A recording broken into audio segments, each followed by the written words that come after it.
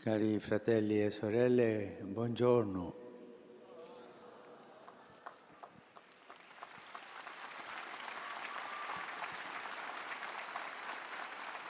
Oggi,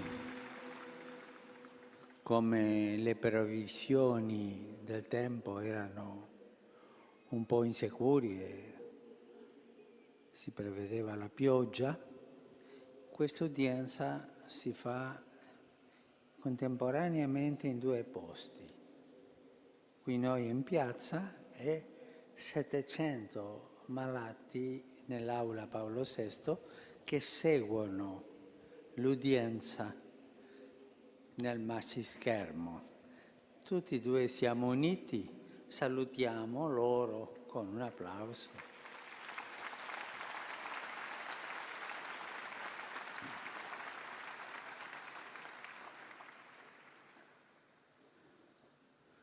La parola di Gesù è forte oggi, Guai al mondo per gli scandali. Gesù è realista e dice è inevitabile che vengano scandali, ma guai all'uomo a causa del quale viene lo scandalo. Io vorrei, prima di iniziare la catechesi, in nome della Chiesa, chiedervi perdono per gli scandali che in questi ultimi tempi sono caduti sia a Roma che in Vaticano. Vi chiedo perdono.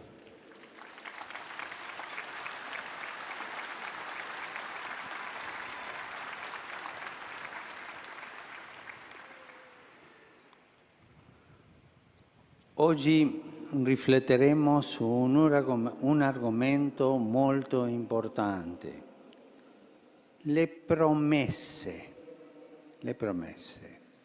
che facciamo ai bambini.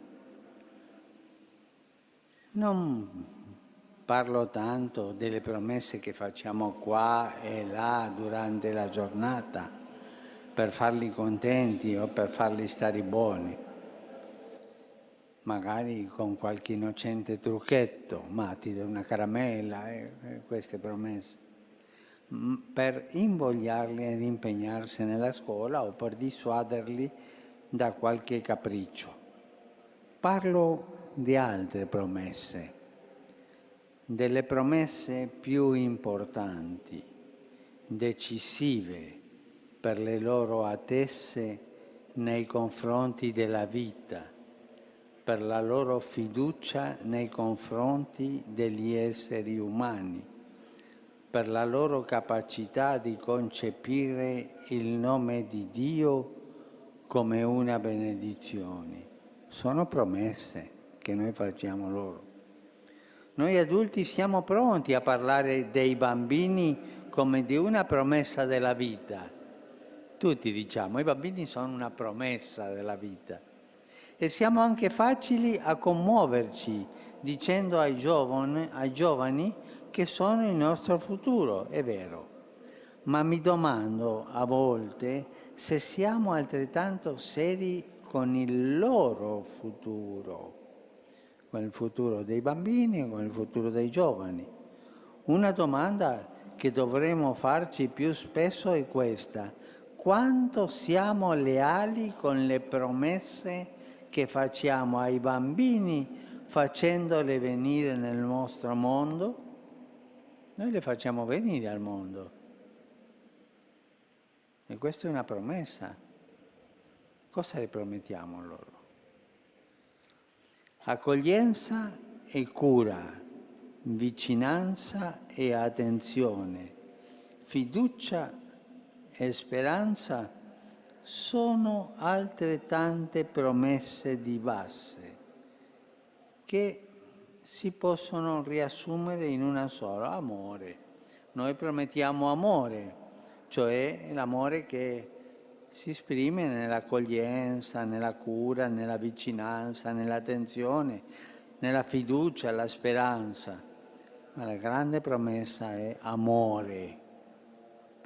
Questo è il modo più giusto di accogliere un essere umano che viene al mondo. E tutti noi lo impariamo, ancora prima di esserne coscienti. A me piace tanto quando vedo i papà e le mamme, quando passo fra voi, portarmi un bambino, una bambina piccolina, insomma, quanto tempo ha?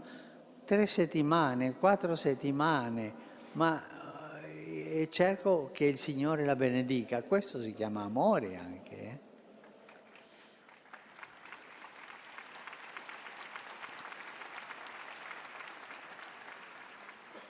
La promessa, l'amore è la promessa che l'uomo e la donna fanno ad ogni figlio, fin da quando è concepito nel pensiero.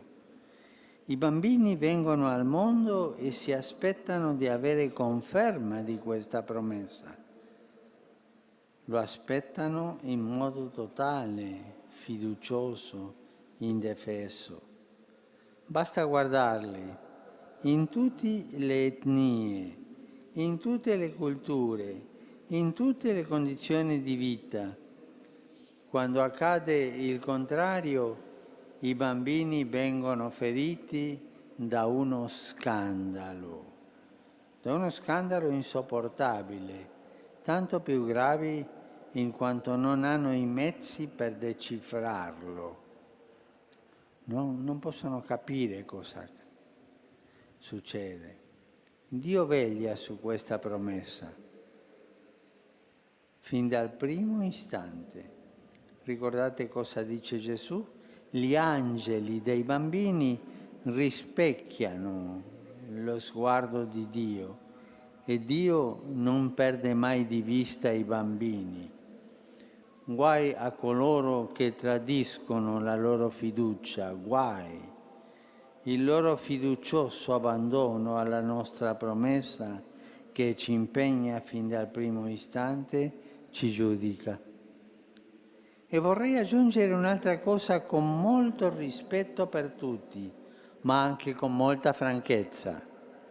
La loro spontanea fiducia in Dio non dovrebbe mai essere ferita, soprattutto quando ciò avviene a motivo di una certa presunzione, più o meno inconscia, di sostituirci a Lui. Il tenero e misterioso rapporto di Dio con l'anima dei bambini non dovrebbe essere mai violato. È un rapporto reale, che Dio lo vuole e Dio lo custodisce. Il bambino è pronto fin dalla nascita per sentirsi amato da Dio, è pronto a questo.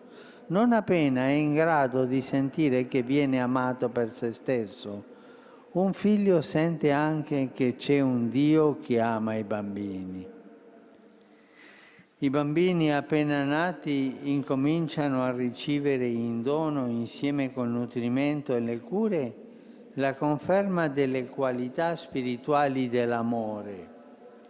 Gli atti dell'amore passano ora attraverso il dono del nome personale, la condivisione del linguaggio, le intenzioni degli sguardi, le illuminazioni dei sorrisi. Imparano così che la bellezza del legame fra gli esseri umani punta alla nostra anima, cerca la nostra libertà, accetta la diversità dell'altro, lo riconosce e lo rispetta come interlocutore. Un secondo miracolo, una seconda promessa. Noi, papà e mamma, ci doniamo a te per donare te a te stesso. E questo è amore, che porta una scintilla di quello di Dio. Ma voi, papà e mamme, voi avete questa scintilla di Dio che date ai bambini. Voi siete strumento dell'amore di Dio e questo è bello, bello, bello. Solo se guardiamo i bambini con gli occhi di Gesù possiamo veramente capire in che senso, difendendo la famiglia, proteggiamo l'umanità. Il punto di vista dei bambini è il punto di vista del Figlio di Dio. La Chiesa stessa nel battesimo ai bambini fa grandi promesse con cui impegna i genitori e la comunità cristiana. La Santa Madre di Gesù, per mezzo della quale il Figlio di Dio è arrivato a noi, amato e generato come un bambino, renda la Chiesa capace di seguire la via della sua maternità e della sua fede. E San Giuseppe, uomo giusto, che ha accolto e protetto, onorando coraggiosamente la benedizione e la promessa di Dio, ci renda tutti capaci e degni di ospitare Gesù in ogni bambino che Dio manda sulla terra. Grazie.